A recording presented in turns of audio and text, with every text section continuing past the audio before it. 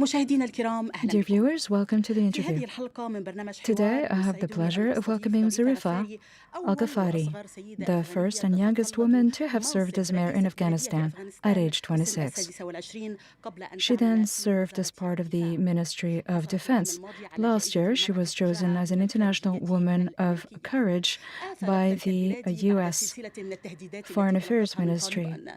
أهلا بك Until the fall سيدتي. of Kabul, she served as mayor of Maidan, Thank you so and much. she decided to leave the حتى country من أغسطس كان following لدينا death موعد threats by لإجراء the المقابلة Taliban. على On فرنسا August كافا من 19th, كابول. we لكنك were قبل الساعة من meant to اللقاء meet for an تركت interview, رسالة but صوتية 1 hour تثير before the القلق interview, وفيها you تطلبين منا left إنشاء a worrying message اليوم وبعد asking for وصولك إلى postponement. ألمانيا.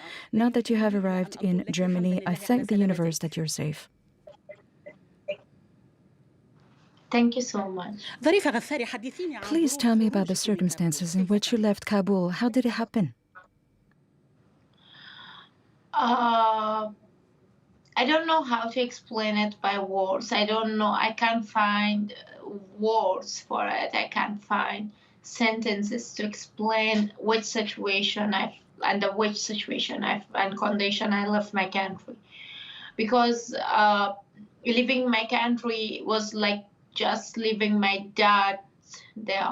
It was just leaving my all 20 years gains, struggles, achievements, the stuff that I were fighting for, the dreams that I were dreaming, and the dreams that I were fighting for. I just left everything behind just because I didn't want my family to pay for my decisions. Working for my country, it was always my decision. Being there on ground, it was always my decision. But I already lost my dad because of the decision I made always. So I didn't want my family to pay once again for that. And more importantly, it was Taliban searching for me, and they were like all about to find me because I have been always in the top of their blacklist, and they were always trying to kill me and three armed attacks, and then my dad's murder to stop me and silence me. It was two important decisions, factors that made me to leave my country. And more important, it was when I was there and I was waiting to die, it was something that I decided if I die, then there won't be any vice of woman. So frankly, as I'm able to do spread or to present. So I thought it's better to spread your voice or represent your voice wherever you are instead of sitting at home and waiting for your moment to die.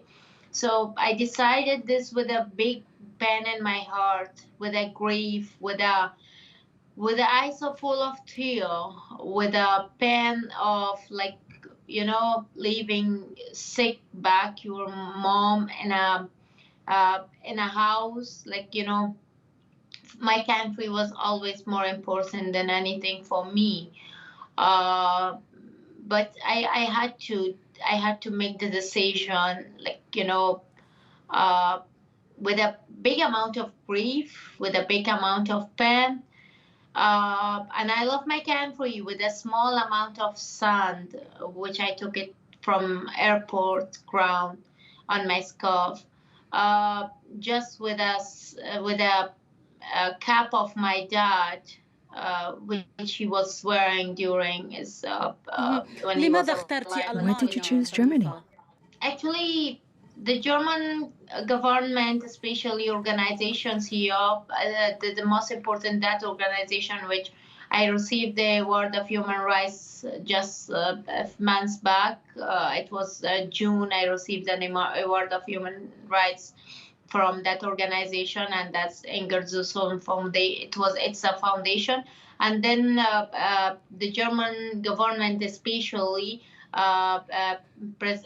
Minister President Armin Rashid, he and his team, provided me the floor to be here for now. And the starting, when I went, I was trying to leave.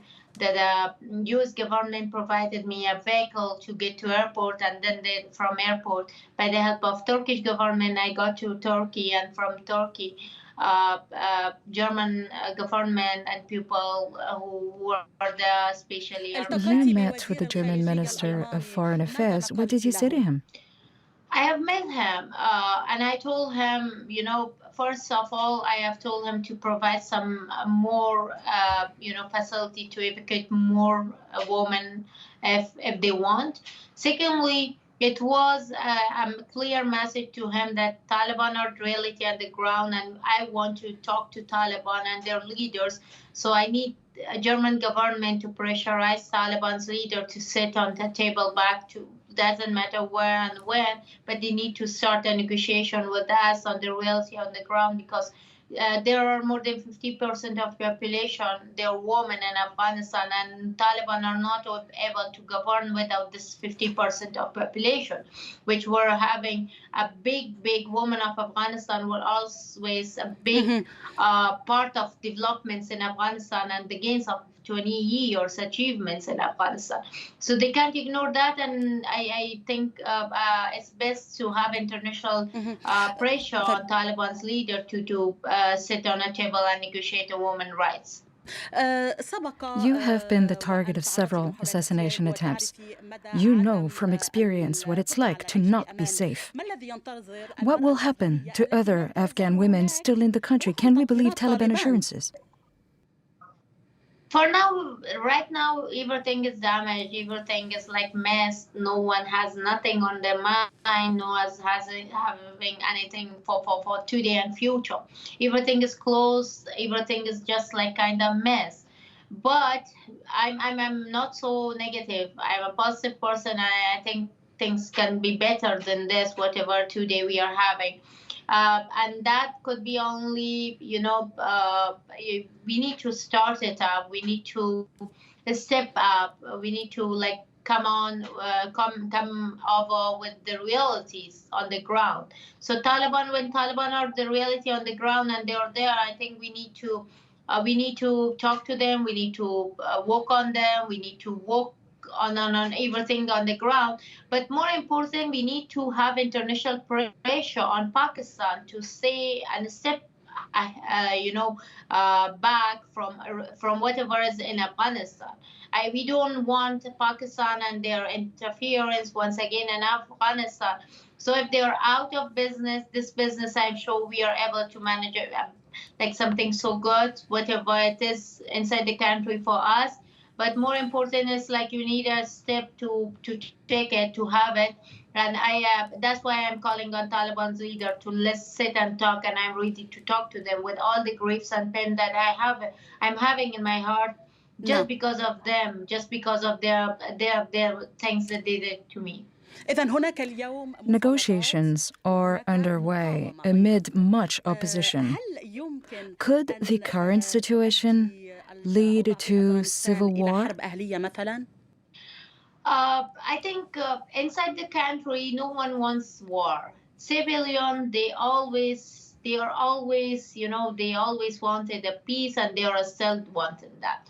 And those who are, who were kind of the cause and a reason for civil war, they are all just run.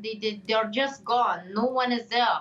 Mujahideen's leaders, the so-called elders, everyone is out.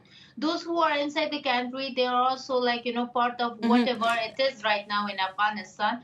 And I think for that we need to work on it, and more importantly, Taliban are reality on the ground, and when we are able to work with them and for betterment of whatever it is on the ground in Afghanistan. The Islamic State group also has forces on the ground. How do you see the future in the presence of both ISIS and the Taliban?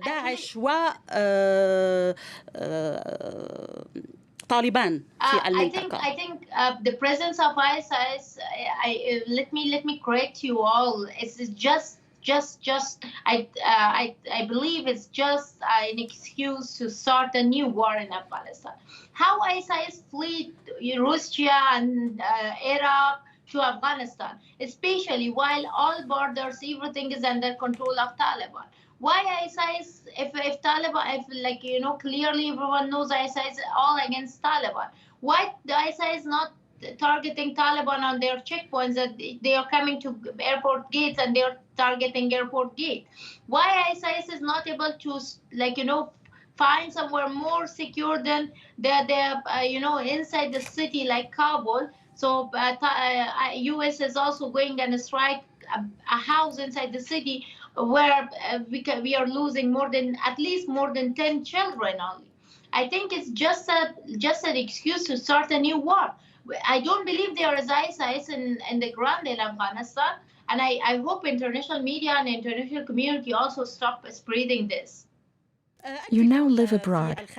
Have you given some thought to how you're going to serve your country in future? Yeah, for me now it's the future and the moments of ahead of my life. It's just about to raising the flag of those unspoken women and men and children to the international community, to the international media, wherever I go, wherever I can. I want to speak out on behalf of all unspoken people of Afghanistan.